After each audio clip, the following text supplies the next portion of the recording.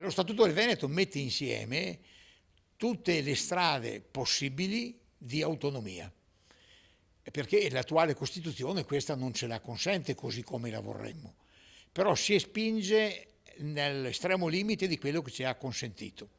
Ed è per questo che è utile e innovativo in riferimento a quello che avevamo prima. Dopo 5 legislature, il decano del Consiglio regionale Carlo Alberto Tesserina abbandona Palazzo Ferrofini lasciando in eredità ai Veneti il lavoro della commissione da lui presieduta, quella che ha scritto il nuovo statuto della regione approvato dall'Assemblea uscente. Ribadiamo la valenza del popolo veneto,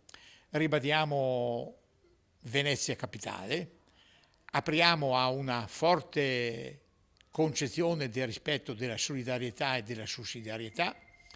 apriamo alla tutela obbligata ai giovani, alle donne e agli anziani. Per condensare l'eredità di quasi 2 anni di lavoro e consegnare ai Veneti il frutto più significativo della nona legislatura, il Consiglio regionale ha pubblicato un volume di quasi 1000 pagine contenenti testo, atti, foto e commenti ai lavori che hanno portato alla scrittura e all'approvazione del pacchetto costituente della regione, non solo nuovo statuto ma anche nuovo regolamento e nuova legge elettorale. E credo che sia anche un buon viatico per i consiglieri che entreranno in carica già questa settimana, di trovarsi con la documentazione perfetta per poter affrontare i problemi importanti che ha la nostra società e la nostra regione.